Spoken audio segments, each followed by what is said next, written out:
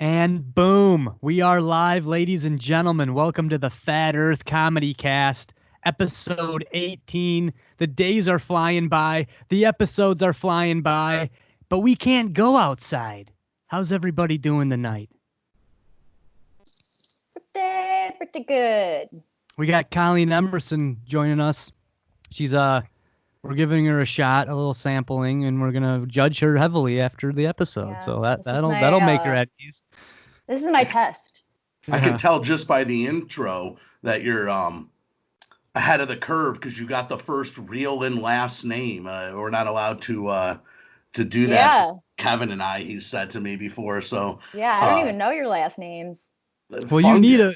I was gonna say she needs her own alias for the Fat Earth Comedy. I'm Mo Fungus. Jimmy's Jimbo Detroit. What can you be? What if I just have one name, like Madonna? Right. Right. Like, or I can have like a three-namer. I think those people think they're too important, though. Why do you have to have three names? What if you did a hyphenated first name and really take this feminism to the next level? Margaret? Yeah, that's right. Yeah, okay, that does exist. What if you had a hyphenated first and then a hyphenated last name? I'd go, get the fuck out of here. Get the fuck out of here. I'm not writing you. Yeah, it's both twins combined into one. Caitlin Colleen. That's not bad. We're talking about best directors today. And I'm going to start out by talking about my man, Martin Scorsese. That's right, it's Sessy. You say fucking Martin Scorsese one more time, you really don't know what you're talking about. Do we got a Lindstrom on our hands? Do we have a Nick Lindstrom? We have a... I've been saying it wrong the whole time? Yeah. Every time I say it wrong. I can't help it. Have you said Scorsese? Scorsese. Yeah, so I can't do Scorsese. I know, it's weird at first, but I've heard him say his name multiple times, and I've heard other actors, so I'm going with the Sussy. Scorsese. He's known for making his mob movies. We know how Jimmy feels about The Irishman. What'd you think about that, Colleen? I didn't hate it. It was a bit long in the tooth, it was we say. Way too long. Right.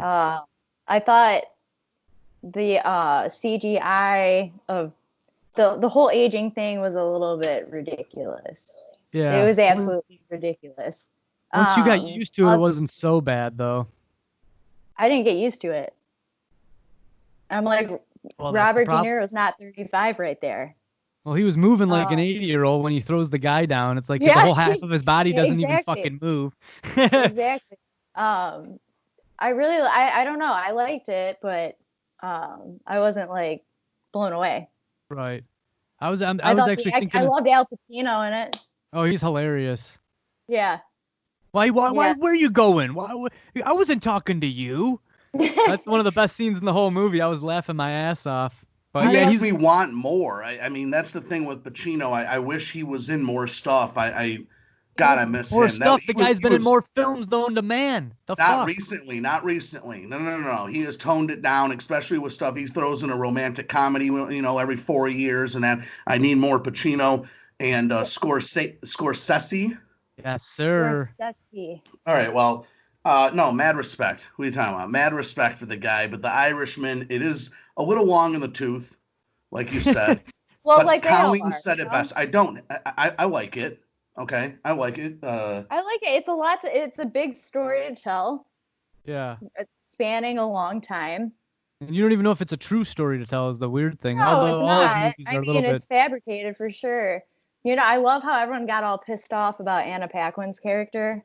Why? Because she doesn't talk. There was very little dialogue with her, but that was the whole point. I thought she was one of the better actresses. Right, and she was conveying a lot without saying anything, and people can't think like that. They just get mad. Oh, she's a female and she doesn't get any lines. But it's like she was one of the most important aspects of that. We're not going to go down that avenue. I'll tell you this. Here's where The Irishman will have a special place in my heart. I'm Detroit, not my real last name, is not Italian, but my real last name is. My mom grew up in Detroit, grew up in Grosse Pointe, and grew up around a lot of characters. My mom's dad worked for Chrysler for 40 years in the union and saw a lot of the stuff firsthand, but had a lot of debatable friends or friends that floated across both sides of the law, you know? So I'm watching this thing the second time. I've seen it twice. I watched it the second time with my mom, staying over there hanging out.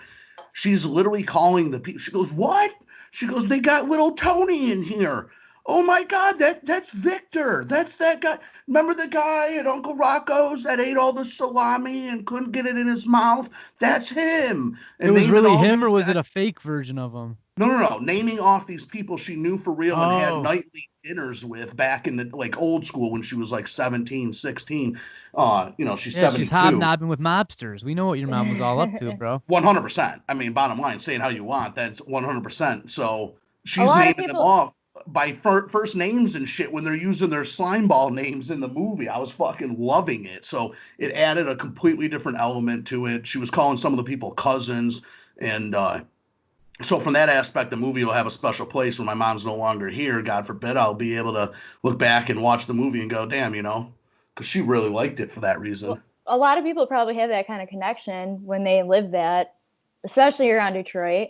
Well, Buffalino's son is my dad's divorce attorney. So I'll tell you how close some of these people hit. Buffalino was a big part of our family. And then obviously his son was also a lawyer. That was literally my dad's divorce attorney and his lawyer for multiple representations of different things. So was that Ray Romano? No. He plays one of them, I thought. Yeah, of who I'm speaking of. But Buffalo Toe. The Buffalino family we've known for... That's been some of our legal defense and even my dumbass shit. Yeah. Well, let's get off that movie for a second here. My favorite movie by Scorsese is Taxi Driver. Is it? That's a fucking masterpiece. The music, the acting, super dark. Oh, the shots, it's great. Yeah. But Goodfellas was my favorite for a really long time before I saw it. I didn't see Taxi Driver until I started to become a real film buff. And then I had to deep dive into the movies. It's like when you watch movies back from the 70s where big studios were backing these directors and they weren't like up their asses. That's when some of the best shit was made. They had a lot more freedom. Oh, yeah. My favorite A lot more. They had all the freedom. Now they have nothing. Yeah, no. That's why a lot of them leave. He did Casino, correct? It's not on his note. Yeah. That's my favorite Scorsese movie. Thank you. 2 points counting. But he's also seems like a pretty good guy. Some of these directors we're gonna bring up, there's like some scandals around them. I've never heard anything bad about Scorsese. I was gonna ask you guys, do you know about his style directing with actors? He seems to have a really good relationship with all of them.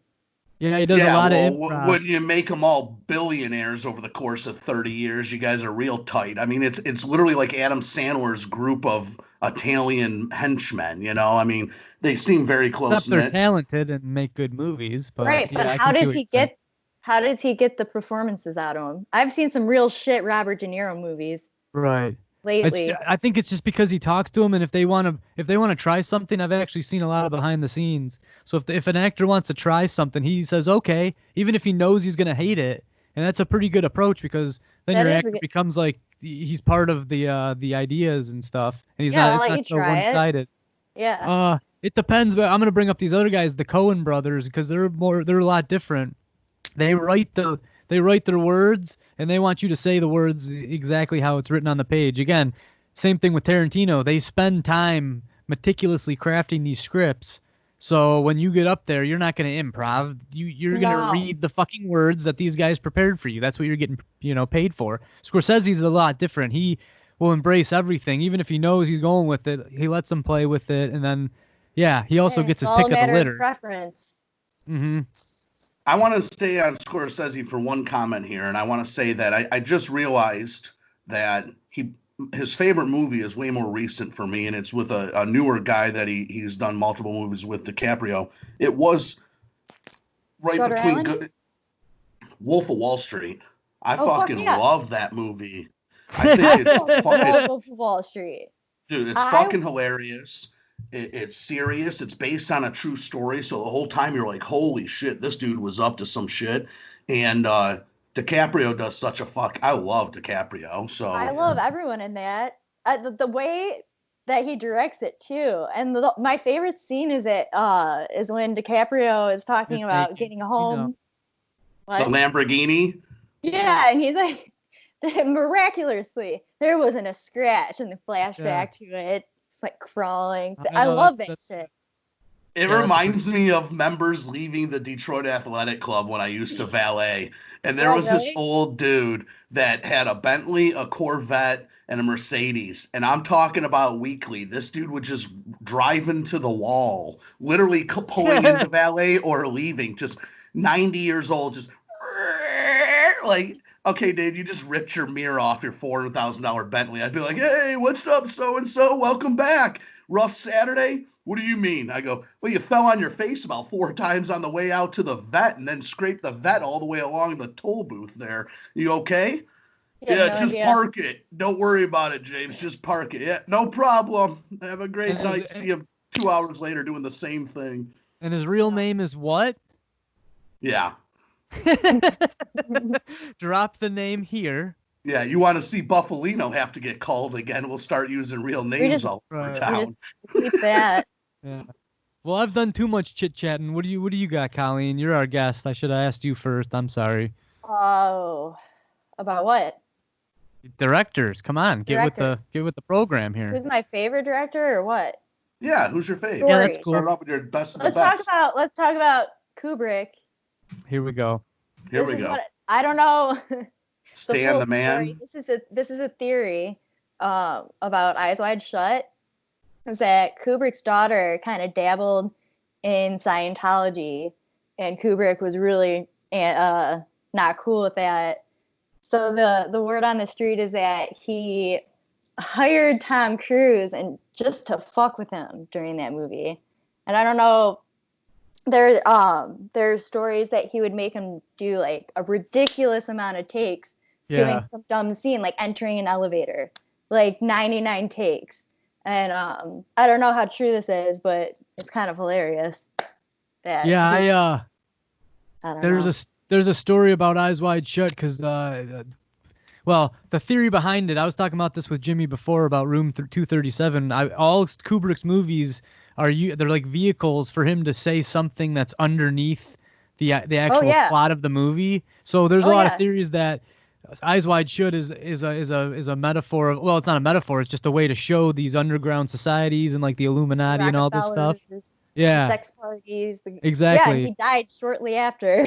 Weird. But there's a scene where Nicole Kidman and Tom Cruise fight. They were actually married when they made the movie. They were married in real life. They got divorced very shortly after. And that's the whole point. They made them do the scene where they yell at each other like over 100 times. So they literally were fighting for like 2-3 days on set.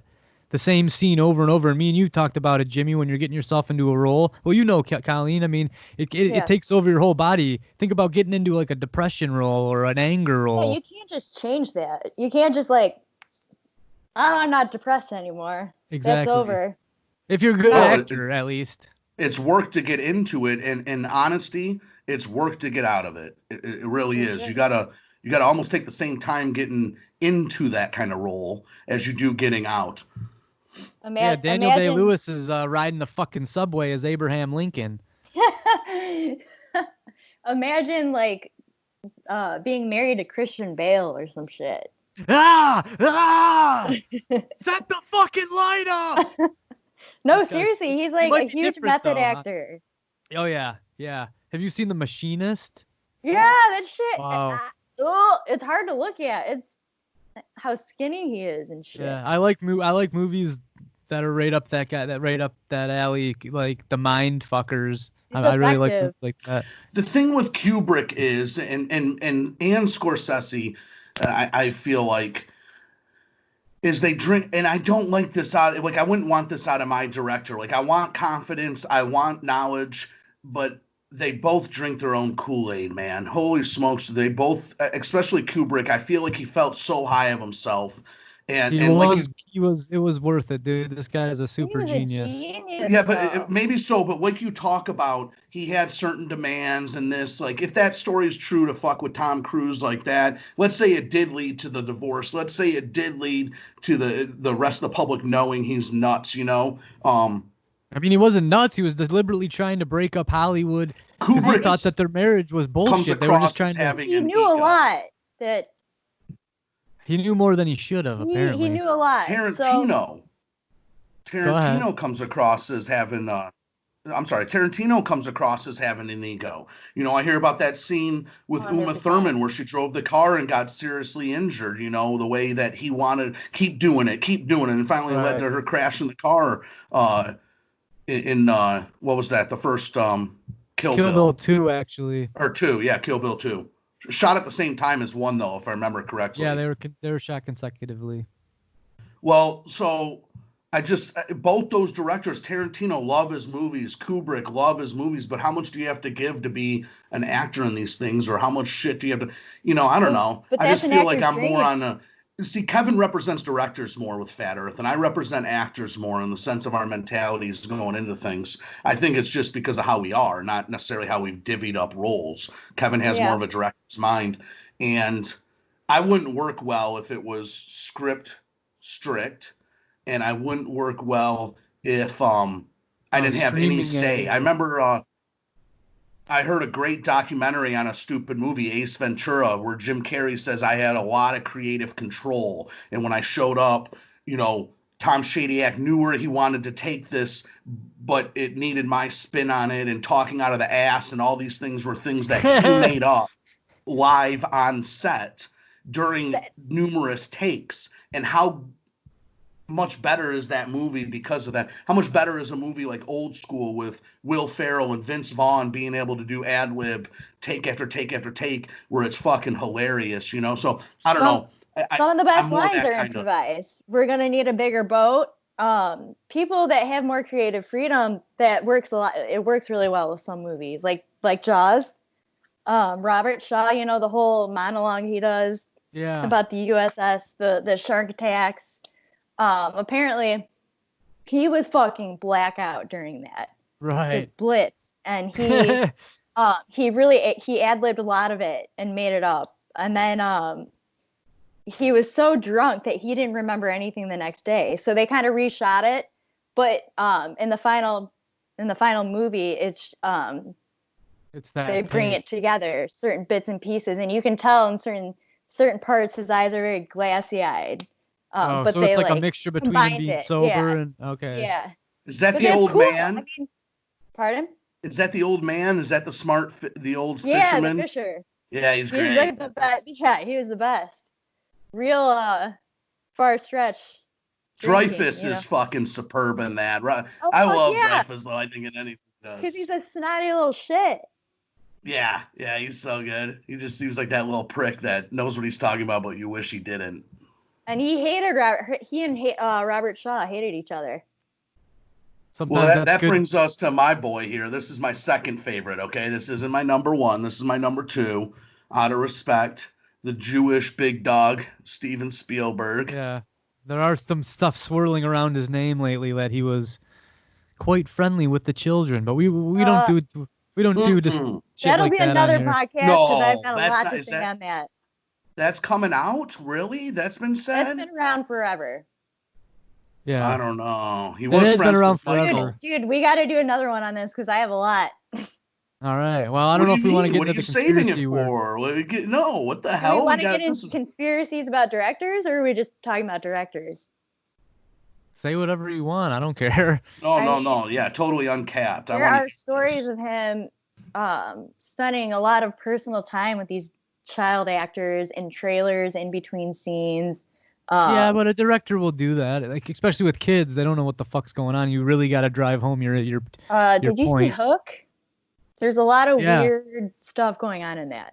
I didn't know that even Spielberg was Hook, but I love Hook. Damn it, why are you ruining Hook for me? I do too, but look at the way they touch Peter Pan and shit. There's just certain. That's gonna be another one. Yeah, I'm not prepared for this. All right. Well, she has 4 notebooks at her house, but we'll touch on that next time. That wasn't white paint on Rufio's face. Yeah. That was Spielberg's jizz. Wow. Rufio! Well, we have a movie. That's where that came from. Yeah. We have a writer's room where we talk about Tinkerbell, but we're not going down that road today. All right. So I heard rumors the Tinkerbell aside, one. That was hilarious. Rumors aside, I saw Jurassic Park twice at the theater, Schindler's List, Saving Private Ryan, Raiders of the Lost Ark, E.T., Close Encounters, Indiana Jones. Yeah, he's got a lot of movies. I mean, the list is so deep. Raiders of the Lost Ark, and he's got a couple of floppers too, so I don't know. 1942. Like Kubrick doesn't really have any stinkers, but he's only made like 12 films. So yeah. Yeah, but the numbers aren't even close. Jurassic Park's still like top 10 monetarily. The numbers aren't even close. I don't care about money, you animal. Yeah, I know this guy. This is my business partner. He's known as like just the big blockbuster. Dude, The Shining, that was a big movie.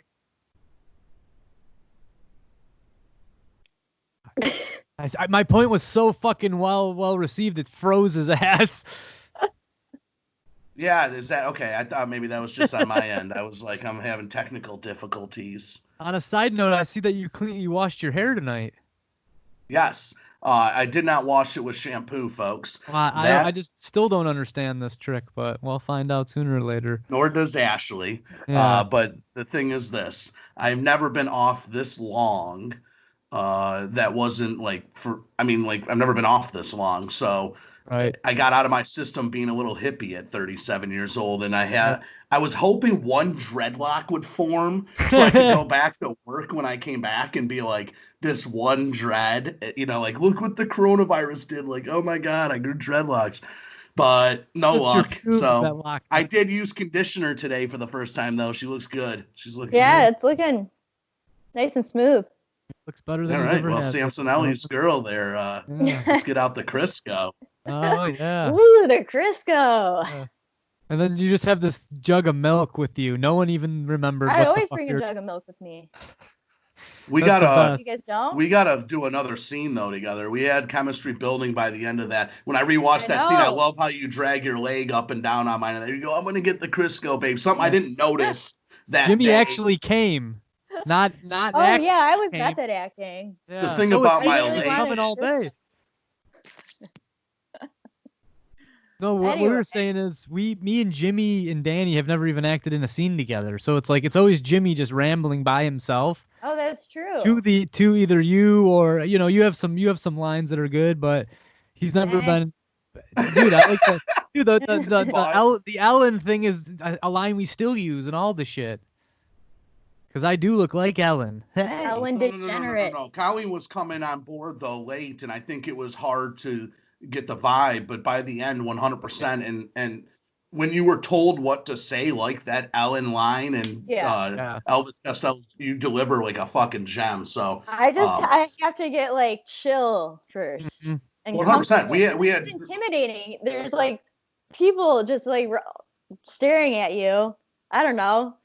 But I'm comfortable with you guys, so it's fun. I had a lot of fun. I think we should do more.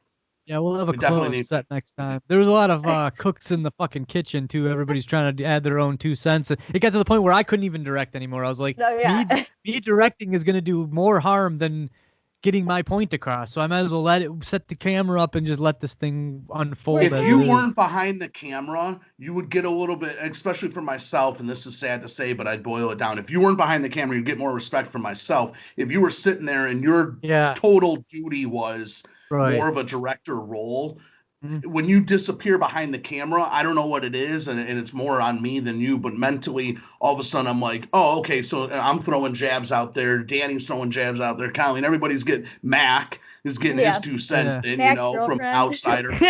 The cat, the fucking dogs barking lines. It was a fucking shit show. No, but it's like, because I'll hear a joke, and I'm not like blowing smoke up my ass or anything, but I think I have a pretty good judge of what's funny. And once I hear that joke that's been conjured up from whatever, then I'm like, that's what I want to go with. And that's what we should. Next time I'll have some ideas that we can bounce them off. Because I'll usually, when we were doing our scene with Pi, when he comes to the office for the first time, I had like 3 different jokes that I'd say one and see what happened. And then if you have that, then you can move from there. But at least you have a little bit of an idea. Yeah. It's tough because we're not. Well, you improvise in front of people. I've never had any improv training before. I'm learning. Give yourself more credit than that.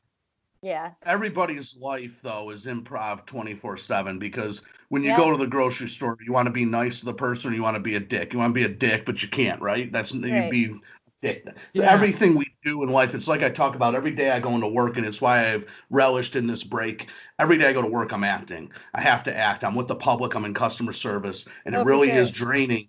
It's draining the same way as what we're talking about getting into character, because it's exactly what it is. You're in character.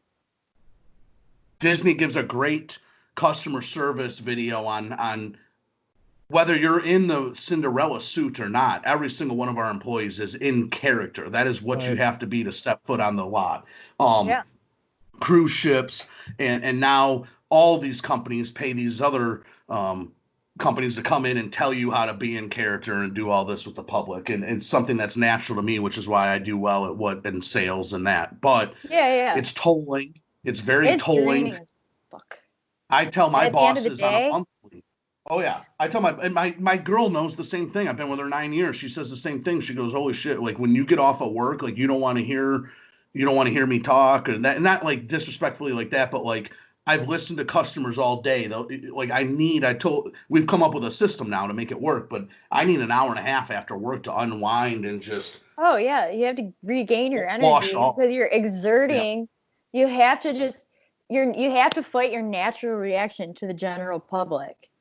You never know what you're going to get with them. They're assholes. You have to be nice. You have to accommodate all damn day long. You have to be like, hello, yeah. You have to be in character. And at the end, I'm dead. Like, I don't want to talk to anyone. That's why I've told my bosses every 3 months I need a couple days to breathe, just to literally take off and reset, and then I can do this act again. But it's breathe. I think that's Kevin's as a director. I want him more assertive. So the reason I was bringing up the Stanley Kubrick and the Spielberg doesn't come off like that to me. But when I hear these behind the scenes stories, he is very controlling and very. You have to be. This is how it's going to be. Kevin's not like that, which like. That's why I'm not that good. No. But you have it in you.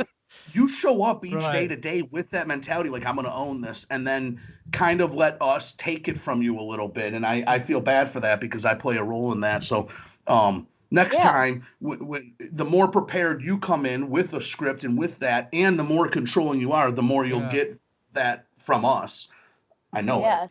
Well, that's a good point too. There's a lot of directors that don't write. There's actually less. There's only a couple that actually write the film and then they direct it. Like David Lynch is one of them. He's one of my favorite directors. He doesn't have that big of a filmography, but we were talking about Tarantino. Now this guy has conceived this film from from pen to paper, and then he makes it come alive. There's so many different steps in that whole thing.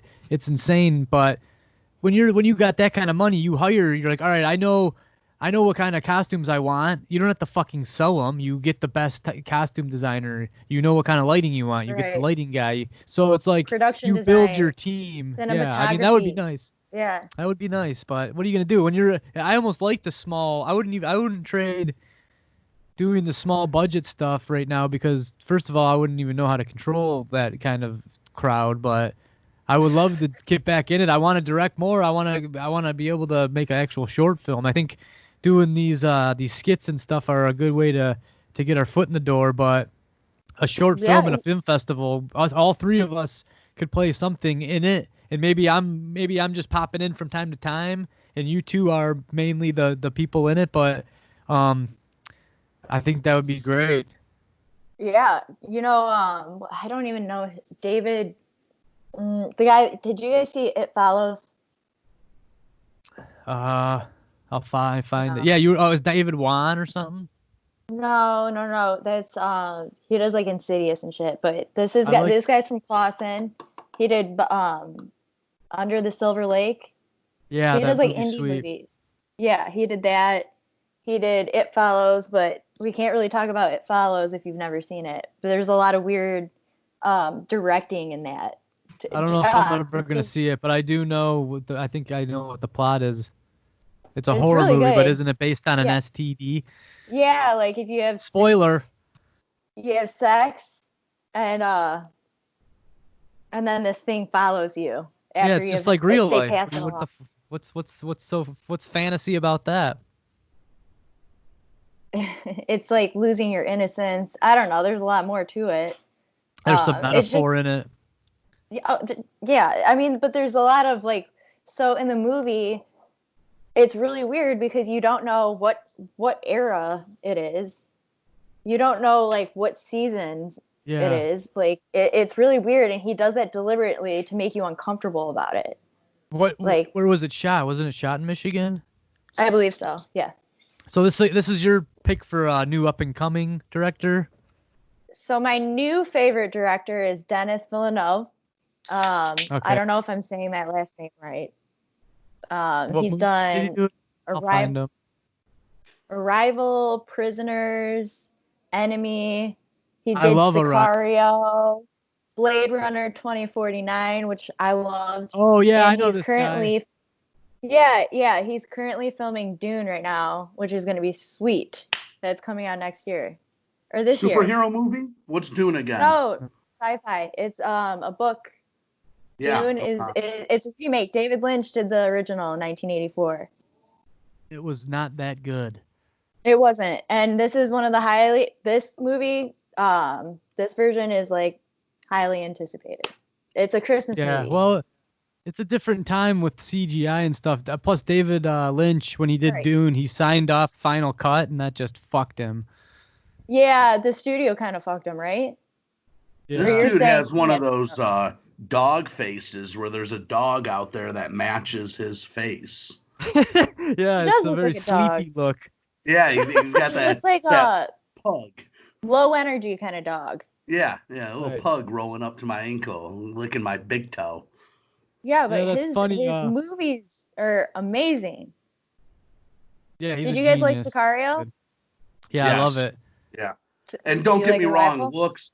I'm not one that should be picking down looks by any means. I'm an ugly motherfucker, but also it plays no role. I just noticed it when I saw that big picture of him with that little smirk. Looks like a little human dog. He does. Well, let me get a tidbit in about Sicario. Yeah, that's a like I was gonna say Sicario has Benicio Del Toro. He was in a Stern interview, and he kept asking him. He's like, "You kind of look like a wolf," and he does. He's got that wolf man look to him. But he's also the Spanish Brad Pitt. I love Benicio, man. Him in Fear and Loathing is a great. I mean, all his movies, Sicario, Fear and Loathing. What's the movie won the Oscar for? Traffic. That's a film. Mm-hmm. Benicio. Yeah, he's great. Benicio Del Toro. Who's your favorite old-time Hollywood director? Either of you. Alfred Hitchcock. Hitchcock. Yeah. I gotta go. Absolutely. The master of suspense. Yep. And just so much has come from his style, and did it without CGI or the birds and all this shit, dude. Birds are creepy after seeing that. The shower scene. Oh, of course. Yeah. Shower Psycho. I mean, phenomenal. Psycho's just great anyway. Notoriously, he treated his actors like cattle, or he compared them to cattle. Well, he's a real Again, though, he got a great result. Yeah. Fucked with those ladies. Well, yeah, there's no matter the there's a biopic about him. Right. You ever seen that? Anthony Hopkins plays him, and it shows he loved himself a blonde actress. Oh, he sure did. And he was married, so I don't know. Yeah, but she was like involved with all of it. Like she helped him with the movies. It's a different. She was a script supervisor, I think. Yeah, I don't know what it is, but for some reason, drugs, foul play, all this has been acceptable in this for so long. Maybe it's because they film for 14 hours and then they got to unwind or something. I don't know. It's why actresses and actors marry each other. It's why actually, I want to ask you a question, Colleen. Thinking on that, are you offended being called an actress? I know we get the these 2020 views that, well, I'm not a waitress, I'm just a waiter, you know, I'm not an actress, I'm an actor, dick fuck. No, I think that's fucking stupid. Yeah, all right, God bless. That's why you're on the Fat Earth comedy team. I love it. But no, but like if you get offended by that, that just means that you're in that gentlemen. mentality. She hasn't seen it yet, folks, but she's already given her stamp of approval that Skin Mitt did not offend her. So all you ladies go out there and check out Skin Mitt. That one's for you. Just think bigger, people. Think bigger. These people, they just need to understand satire and jokes. It's one thing if you're making fun of a certain particular person, but it's another thing if you're just, joking around about, fictional characters or whatever. There's two different levels. If me and Jimmy set out to make people laugh, we're not trying to be malicious. We're not trying to be offensive in that regard of making someone feel inferior. Exactly. It might be hard to tell at times, but we think very hard about what we're about to say or try to keep it as polite, for lack of a better way, politically correct. Well, you're just speaking how you feel. And there's no I don't know what I'm trying to say, but it's just you shouldn't be afraid to say what you want to say because someone's gonna get offended. Yeah, I mean, there's one person that's always going to be offended, but Fat Earth Comedy, the home of the PC comics. It's like if you don't offend someone, it's not good humor. It's the same thing I was saying with the Tiger King, where if you don't get a death threat, you didn't do a good gubernatorial running. You didn't have a good primary. Well, with Fat Earth, if we don't get a top city to piss you off or a fucking rap song that's based on humor to upset you, we didn't do our job. So, but Hitchcock's great, old school. What do you guys? On another director, he's old, but his shit's not necessarily old school. Clint Eastwood, where you guys sit with the old man? I like Clint Eastwood. I'm trying to think. Like, I never saw the Tsunami movie. I recently saw The Mule. How was it? Yeah, that's pretty good. I like that. It was good. I like that. I liked Mystic River. Yeah. Yeah. $1 Million Baby. Oscar $1 Million Baby. Oh, yeah, but these movies are just like, ooh, they're sad. Yeah. What about Gran Torino? Little Grosse Pointe. I love Gran. I like that. Yep. I forgot about that. Yeah, that's an intriguing movie. You can tell if you're watching a good movie where you sit down and it hooks you and you're in for the ride. Unlike Jay and Silent Bob reboot. I can't tell you how bad this fucking thing is. I've said it once before in an episode, and I'm going to say it again. Get this old bastard off my screen. Let me see your beautiful face there, Hogan. I mean, Fungus. Hey. So, on the old directors, I've been watching a lot of movies in quarantine. I recently watched Serpico for the first time, and I'm obsessed with Sidney Lumet. Who's that? He did. Have you ever seen Before the Devil Knows You're Dead? No. So, Philip Seymour Hoffman. Oh, wow. He did 12 Angry Men. He's like an old school. Network. Have you ever seen Network?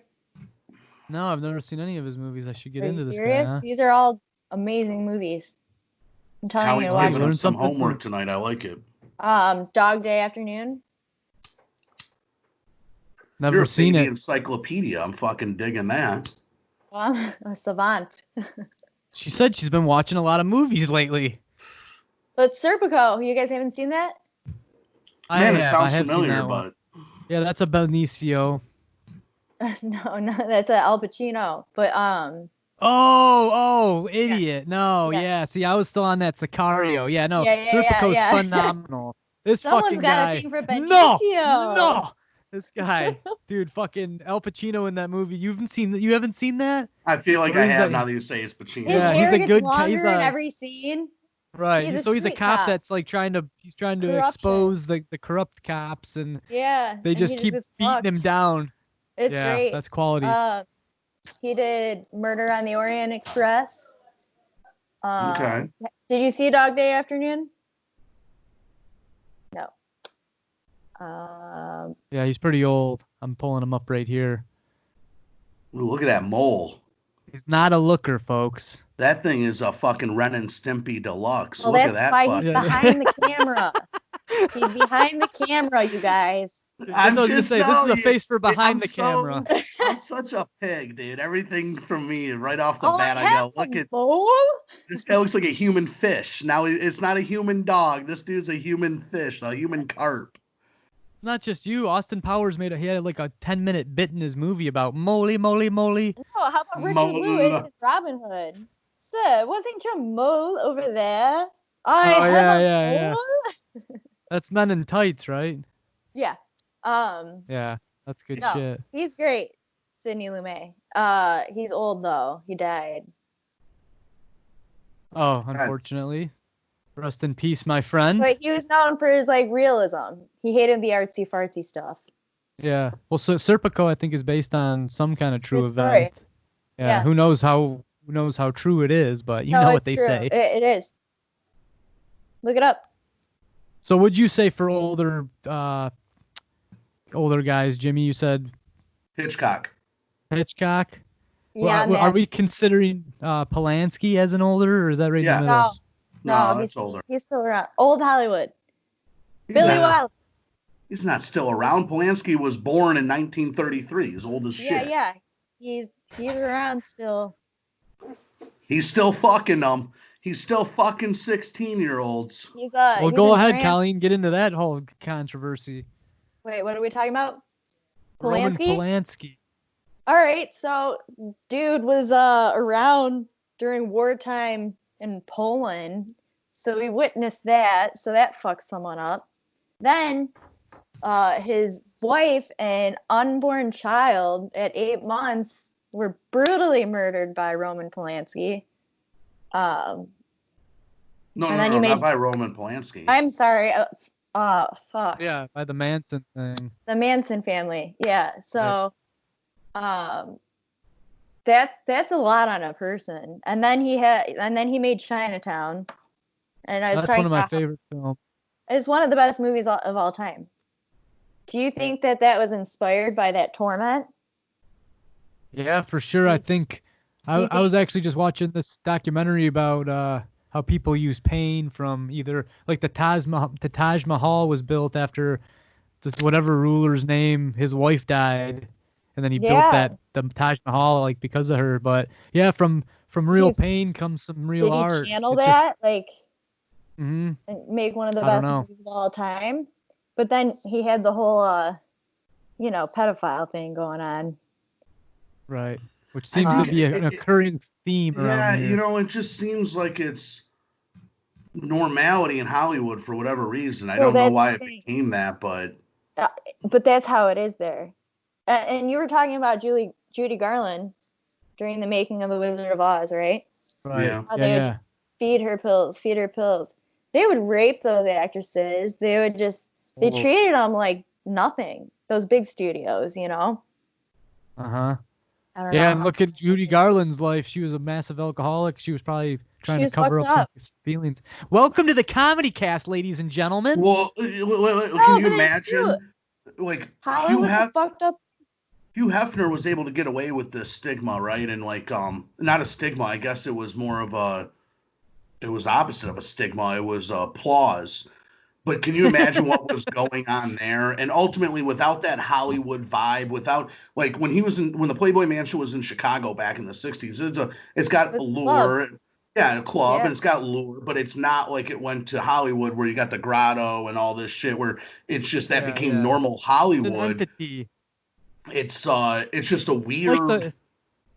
It's a weird place.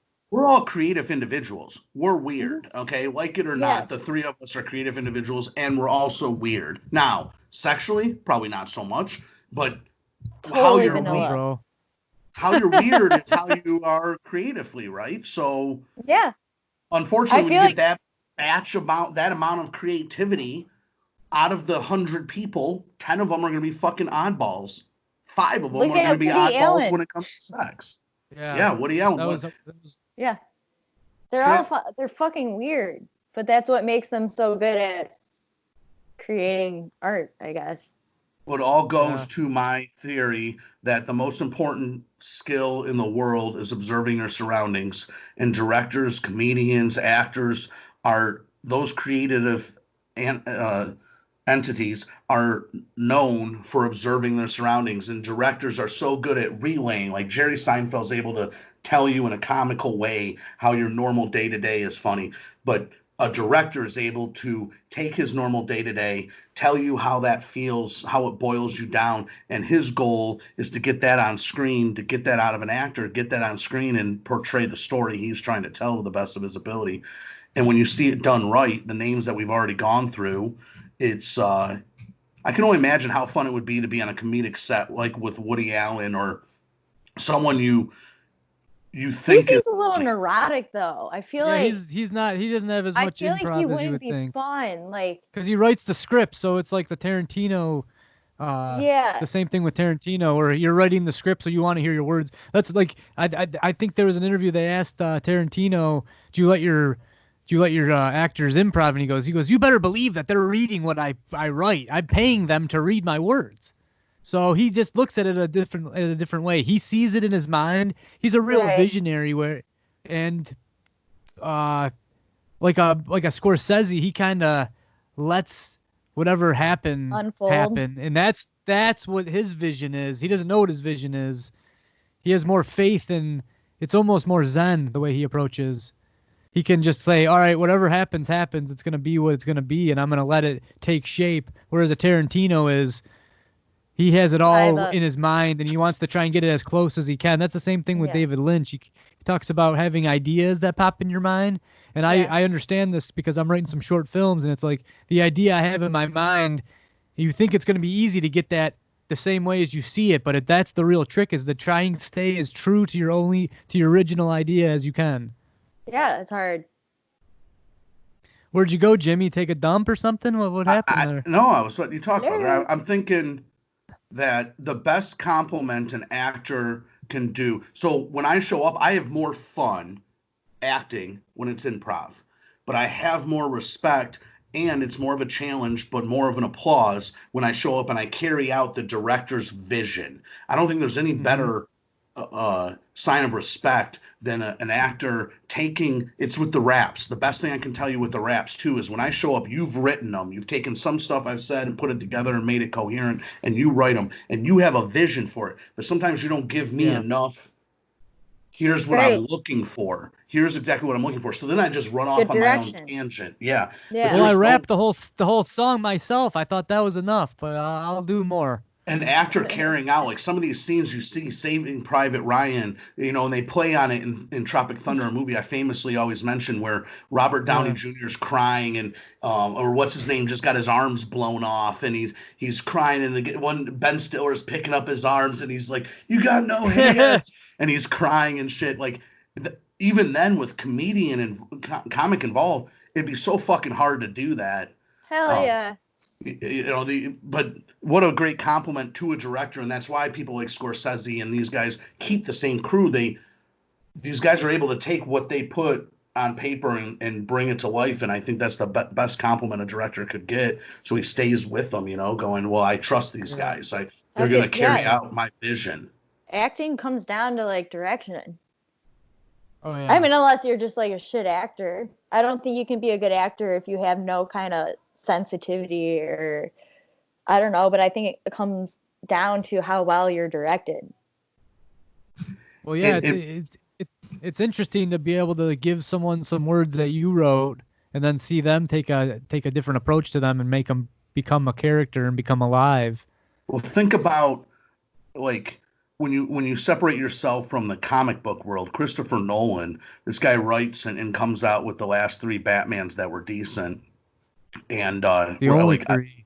I feel they were really good. Tim Burton gave a good go at it for 1 and 2, but it's a different feel. But yeah, but Christopher Nolan brought that character but to show up on a set and, okay, dude, you're a superhero. Like, how do you not just laugh at that to make it more serious? Like, he was some of the first. Like, I remember when I saw Batman Begins. More importantly, Heath Ledger and the second one, Dark Knight. how believable he made this universe. This was like the first superhero comic movie I had seen. Even Iron Man hadn't done it yet. And that's the first movie where all of a sudden I go, wow, that felt like that was in New York City. Oh yeah. I didn't feel like a play thing. It felt like a It billionaire. wasn't like a play thing. Right. He made it feel real, and it wasn't cheesy, and it wasn't so. I think that's well, a Batman's challenge. the only That's one a that you whole could do that to, because he's not But shooting also fucking Joker. lasers out of his hand. Well, the Marvel Joker too, does but the best they can, but no, the Batman universe. You mean DC? Well, yeah, Superman. Yeah. Superman's shooting lasers out of his eyes and shit. well, it's the Superman has every superpower known to man. It's like the opposite. Superman has every superpower, and Batman has none. Right. Right. He's like the yeah, hero. but you always looked at Batman as a superhero. That made him He feel is. more like a man. That made him feel more manly, though, or it just felt more real. I mean, ultimately, it was a believable take on a superhero movie, and I don't know. I just respect Christopher Nolan from superhero movies, but I was thinking as an actor / a director, you're showing up with millions, hundreds of millions of dollars on the line for the Caped Crusader for a fucking superhero, you know, like a childhood thing. And yeah, he had a vision, make my it friend. something so serious. Well, Christian Bale takes it to Why another so level. You serious? mentioned him earlier. Like he makes that role. He showed up and took it serious. And then he's Terminator. His meltdown on set. He's got some darkness in him. You think Batman takes a Cialis from time to time after fighting the hard days? So. Yeah, he's just a man. You know what I mean? He's no Superman. He's not gonna be hard as a fucking rock at all times. Dude. Wait a minute. What? Talk to me about this last comment there. The Terminator? What? Yeah, what Terminator do? Christian Bale? Yeah, when there's an infamous recording of him just like flipping out on a crew member. Terminator Salvation, you're talking about the fourth Terminator. Yeah. Like high hopes and real low deliverance. Yeah. But I have a backstory about that incident if you want to get into it. Talk to me. Well, you got to understand, I watch a lot of behind the scenes footage, and sometimes these lighting guys, like, they fuck with the light so much.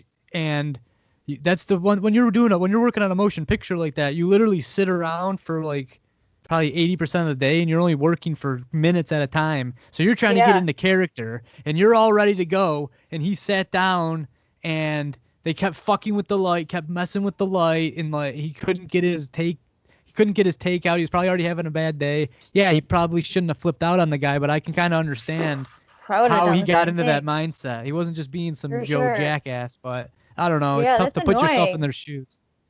Yeah.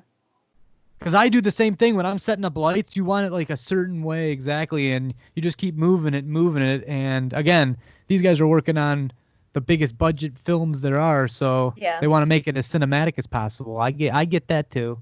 I love that background kind of story, but like we can't throw stones in the sense of like that just sounds like he's having a bad day. If we were all recorded on our day to day, one, I think it'd make us better humans because you can see that type of shit and go, holy shit, that's how I come off. Your blind spots. Yeah. Oh, okay. Is that a real thing? But it is. We all have a new skit we're working on. We're just gonna follow Jimmy around for a day and see blind what happens. But I'm an animal. That could be a whole series. Yeah. If I watch myself on the day to day, I go, holy. There's days I'm in a bad mood where even I put myself in check. It, by 10 a.m. I go, wow, it kind of came off like a dick to that human. I should probably fucking watch myself here. But so I could see when you put me in that place, I'm ready to go. I spent 8 hours getting in this character. Who the fuck is dangling the light bulb the weird way? You know what I mean? You're already mad, and you're not even in the situation. So since we're on this Christian Bale, apparently during the making of American Psycho, like the whole cast hated him. They thought he was like the weirdest guy ever. And you know how he's like, so out there when he's acting in it, like, ugh, Huey Lewis in the new, like that. They all thought he was a terrible actor, but the only person it worked perfectly for the final cut. It worked, right? So the director, who was a female, she's the only one that she got it. And at the end, they were like, "Oh my god, that was genius!" But they totally couldn't stand him. Yeah, I've heard that rumor on him. Yeah. But I still. Are you surprised that was directed by a female? Wait, whoa! It was? I didn't know that. Yeah, American Psycho. You know what? And I'm mad you just said that because literally 10 seconds prior to that, I was thinking that is not my favorite Christian Bale movie. I like Christian Bale a lot. Yeah. What's your But favorite? for some reason, it caught me as cheesy. Like maybe that's what they were going for. There's some type of they were yeah. 80s Okay. elements. Yeah, right. A lot of that 80s New and York that. Wall Street like I just sleaze didn't get it. The business cards and that, like, I respect it. satire. I want to. Okay, all right. Maybe then, if I look at it from that angle next time I watch it, then, and it's one of Yeah, those movies I totally can watch again. So yeah. I don't want to See, that's how disrespect. they thought when they were watching him act. They're like, "This is the cheesiest shit ever. This is gonna be terrible," but Yeah. it was actually brilliant. Yeah, he knew what they were going for. I mean, he Yeah, reminds me a lot of Joaquin Phoenix. I mean, the two of them, for some yeah. reason, they seem to go all into their characters. I don't know why I get the same vibe from both of Another them, but person who has been through a lot. His brother died in his arms. There's Wow. got to be a correlation between that kind of shit. That's Joaquin. Yeah. Mm. Did you also know? Okay, Billy Madison. Do you know that was directed by a female? I think I oh did. wow, I didn't know. That's awesome. She's married to Mike D in the Beastie Boys. Oh, and wow. she does a lot of rap videos, directs them like NWA and shit. I think that's fucking awesome. Colleen's dropping the knowledge bomb tonight, folks. No, I'm loving it. I could see Adam Sandler I and the don't Beastie mean to be Boys annoying. hanging out. No, I'm not saying you are. I could see Adam Sandler and the Beastie Boys hanging out together, and like in New York in SNL days and that, like chilling out in some. You would never expect. Well, you know what? No, that sad 20 years later on a movie I have a ton of respect for and think started the age of comedy we're stuck in now. That I didn't know that. So that's actually, I feel bad that I didn't know that. That's a shame. I didn't know that until recently, and I was blown away. I was like, Billy Madison is such a little like a bro comedy. It's just so silly. It's so attributed to Adam Sandler gets all the credit. Like, no, I love Billy Madison is one of my favorite movies. Are you kidding me?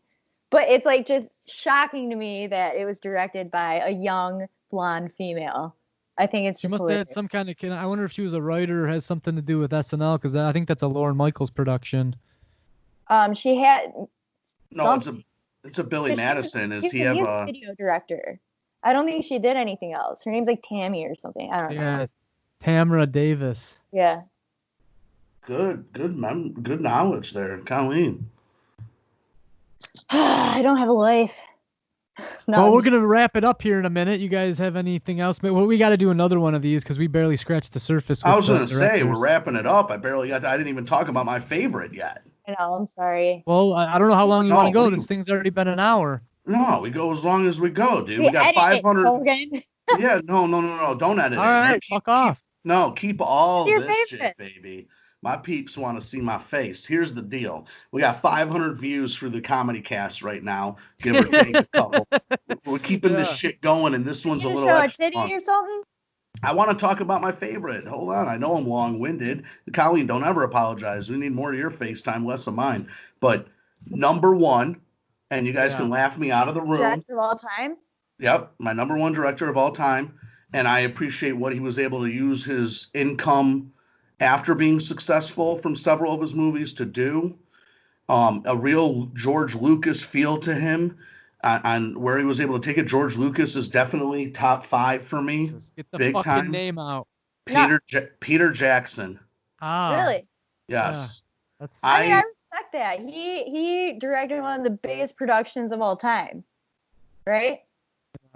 I was just gonna say that's embarrassing. Why is that embarrassing? Peter Jackson's your favorite director of all time? Yes. Well, yeah, I mean, what the heck? I'm not going to judge you for that. Let me explain it. I will. That was a big feat. Well, here's why. And it's because of the size of the feat and hindsight how well it was done. But first book I ever read, I was a bad student. I was given books prior to this, Catcher in the Rye, these books. I never really read them, okay? I either cheated, bought my scores, or somehow got out of that class, right? The first book I ever really read was in 6th grade. It was by my mom had J.R.R. Tolkien, The Hobbit, and Lord of the Rings. She gave me the 4 books. Hobbit was the first book I ever read. The next 3 books I ever read were that. they tried these movies multiple times. Okay, Yeah, there's they older had a versions. cartoon version. I watched it. There's in the 70s they did one. They did a cartoon version in the 90s. He's the first one, and God bless technology. But he's like I talk to Kevin all the time when we talk about Star Wars or Marvel, where he goes, "Well, this is poop. This is poop."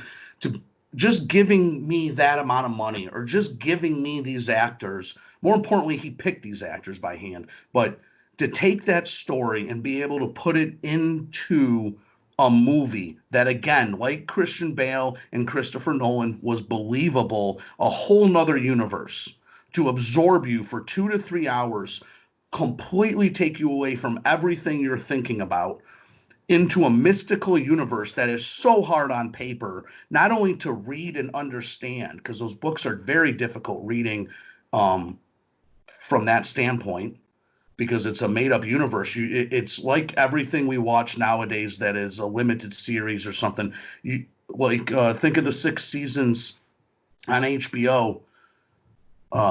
What's the show? Game of Thrones. Game of Thrones. You got to learn all the 8 characters. seasons.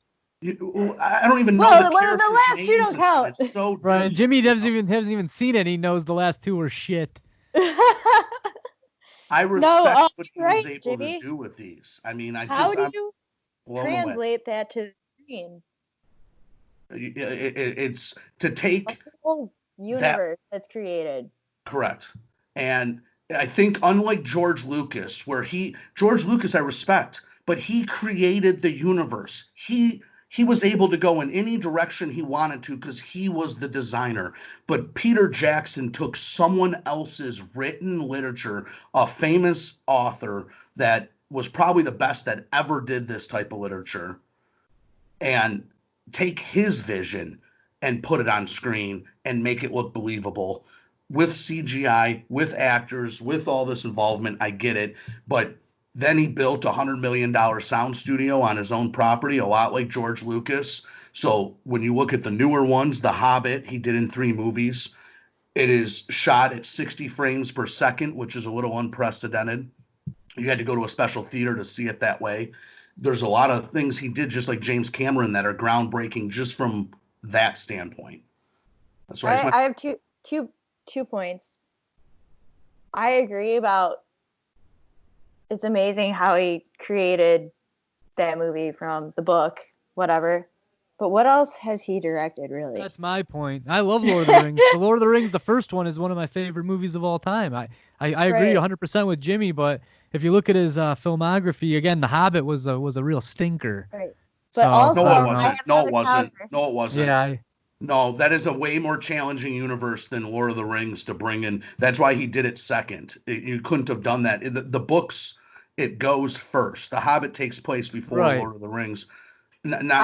It's he also took one book, The Hobbit, and tried to make 3 movies. He didn't have enough source material. He fucked it up. I don't mind him taking the way he did King Kong to answer your questions to other movies, but he's not a deep actor. That's why, director. That's why he's up there with me. He gave his entire career to these 6 movies. I mean, literally. And I'm talking about so many millions of dollars went into making them. Like I said, the following 3 Hobbits are all made in his own personal sound studio and set. It's a 1 million square foot warehouse that is state of the art, designed with THC. Had George Lucas help him design it, just like Skywalker Ranch. THC, I think it's TCH. No, it's, can I just say something about George Lucas though? THC, Jesus Christ. THX. That's our company. That's our company. Yeah, right. Excuse me. I need to counter your George Lucas point. Mm-hmm. I feel like George Lucas totally ripped off Dune. Yeah, well, we've never seen it, so we don't know. You have to read Dune to understand that Star Wars was such a ripoff. I mean, Star Wars is an archetypal story of a hero. It's pretty, you've seen in every culture. Okay, but when we're dealing with like intergalactic wars and shit, read Dune, which came out in 1965, you know? And then Star Wars came out in 1974, 6, what? I think it came out in 76, but piggybacking off what Jimmy said, though, he brought Star Wars to a realization. Dune is a great book, but again, the story is one thing. He got a lot of inspiration from Dune, and I'm sure. The more I get older, I hate to say this, and God, I hope I don't end up on Reddit as a scum bucket, but I George Lucas gets less and less respect from me, and I say this for this reason: his movies, as I get older, were really catered to a younger age group. I didn't see it when I was younger. When I was young, they were. I feel like now that I'm older, I go, this is so childish. I really like Marvel to me isn't childish. It has enough adult dynamics that I get absorbed in it even as a 37-year-old. But when I go back and watch Star Wars, and now even the newer ones have made me realize, hey, maybe I got out of the age group that likes this shit. I remember Jar Jar Binks was the fucking beginning of it, where I go, nope, can't do this shit. Well, he didn't tie up his stories. That's all. Like Lord of the Rings, it's a 3-piece movie that was tied up perfectly. That's why the Hobbit. I've watched 2 of them. I can't even watch the 3rd one. It's to me, it's not that good. Well, how many times do you hear? I mean, even if you want to look at movies like 50 Shades of Grey, you hear all the time, well, the book was better. The book was done different. How did you get this out of the book? Look at the movie It, right? How they have all these differences, or how the director perceives what Stephen King wrote. And then you have all these haters. Well, that's not what it was. You didn't get a lot of that with Lord of the Rings. You didn't have this big group of people coming up going, you didn't represent J.R.R. Tolkien the way I read the last 40 years on what this dude wrote. The book was ahead of its time. The movie was done in such homage. Peter Jackson. It's good.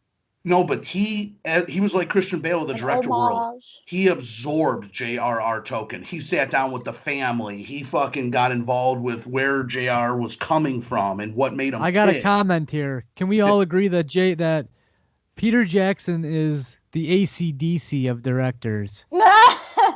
He's got about 5 good songs. Exactly. Well, AC/DC was also my #1 group, or one of our beginning I'm starting to see a trend, you asshole. Guys, if you're looking for we're figuring out who Jimmy really is. Yeah, don't be looking for the upper crust IQ knowledge coming from me. What you're looking for is the blue collar grunt blasting through the wall. Here? No, you two, I get it. You guys are the classy ones. I'm the schmuck, but I want to say, I want to be honest. I give an argumentative point to why Peter Jackson should be respected. You made a valid point. Is that there wasn't a big pissed off group of people about the adaptation. I've never heard anyone talk shit about it. Oh, Lord of the Rings, the adaptations he did, he was breaking ground with new CGI effects, and yes, it's unbelievable. I love the behind the scenes on that. Call me a nerd, but all the castles, they built 3 different models of the castles, and then they combined them all. It's fucking sick. It's a huge production. District 9, could you guys stomach that? That was Peter Jackson. That one's not bad. I like that. That's you guys, I've never seen that. That's a weird take on civilization, basically, but that's Peter Jackson. You know what I recently watched? Go ahead. Sorry. For the first time, Super 8. Yeah, I've seen that. That's pretty good. It's okay. Is that Jackson? No, that was J.J. Abrams. Oh, okay. Wow, this girl goes flipping the corner on us now, going in JJ's world. That's my brain is ADD. Did you give your favorite, Colleen? My favorite director of all time? Yeah. That's fucking hard to say. Well, yeah. That's how I ended up at fucking Peter Jackson. I would say Gary Marshall. Probably. Who's this guy? We're throwing out a fucking. She's Nora so smart, folks. No. You got to bear with us, dude. We got an actual intellectual. No, this is a huge joke. My favorite director is Hitchcock. Really? Nice. Oh, wow. Yeah. Okay. Awesome. Yeah. Respect. Fuck, I didn't mean to steal your thunder. Give me some more Hitchcock shit then. Oh. Why? Have you ever watched the Hitchcock show? Oh, is that where it's like kind of has like that Twilight Zone feeling in the beginning? Yeah. It's his like silhouette. Yeah. God, I wish we could play the music, the theme song for that, but Kevin doesn't have enough money to buy the rights. It's so goofy. Mm-hmm. Yeah. Hitchcock, he's my favorite. I love Rear Window and Rope. Have you guys seen Rope? That was like a porn film? They did like a single shot. They did like 7 shots throughout the whole movie. Yeah, there it is. Good evening. I gotta be careful with how long I play this though, because we will be reprimanded. Although 15 people watch our thing and we're making no money off of it, so they might let me do whatever I want. Maybe if we get sued, we'll get some publicity. That's what we're looking for. There he is. There's my double chin rolling into a silhouette. And those are my 15 seconds, and I'm off. But yeah, old time. I like Billy Wilder. Yeah, he's good. I can't think right now. I like a lot. That's all right. We can take the Alfred Hitchcock. Like I said, I think we're gonna start wrapping it up here. But give me your top 3, Dogan. Give me your top 3, baby. We're not gonna go that far. We'll just keep on our favorite for this episode. We can definitely do a follow up here. But like I said, my favorite was Martin Scorsese. Like I said, it's not Scorsese. You say it again, I slap. Peter Jackson. I like Peter Jackson. I'm going to throw out an honorable mention real quick while Kevin gives me the mic before he plays the music and takes me off stage. Tim Burton, James Cameron, Brian De Palma. All right. But my top 3. Cameron? My top 3, though, we're going Peter Jackson, Robert Zemeckis, and Steven Spielberg. Back to the Future? And you've been fired. But Robert Zemeckis wrote it, directed it, not just Back to the Futures. He's done a bunch of shit. Yeah. Philip Kaufman. Have you guys ever... Oh, I just lost my thought. I like the cheesy shit. See, it's the cheesy shit that sticks in my brain and I can watch over and over and over. You want to know one of my favorite movies of all time? Go ahead. Weekend at Bernie's. Oh, we just talked about it, yes. Yeah. Really? Loaded man on a puppet string. Holy shit. Do you guys see what Zemeckis is up to right now for 2022, baby? As long as we are out of... Nope. Who Framed Roger Rabbit 2? Wow. Seriously? Yeah. Why? Exactly, but I don't know. But you make fun of him. What about Gump? Forrest Gump, baby. Yeah, That's he's done some decent films, don't get me wrong. Written and directed. Robert Zemeckis, don't hate on him. Contact, Flight with Denzel Washington. We all remember Flight with Denzel Washington by Robert Zemeckis, where he's doing coke and shit. It's based on that true story. This dude's doing coke.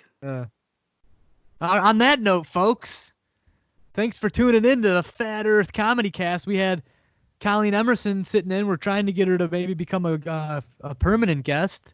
We're going to analyze today's episode and see how many flaws and mistakes she made, and then we'll get back to you on that. But today we're talking top directors. Big Jim, any last words, my friend? It's quentinfungus@gmail.com for anybody that wants to give hate mail. For complaints. No, Quentin, we're trying to drop her down to one. We're dropping her down to one name there. Emerson, great job. Great having you. Thank you. Got Fungus, awesome. And I can't wait for the next one. Just call me Crisco. Right. Wow, that's not bad. She's slicker than grease. That's it. That's my tagline. I'm gonna have business cards. Crisco, slicker than grease. You can't even hold on to these fucking things because we layer them with Crisco. They slide right out of the hand. I'm all and we'll talk to you. Bye.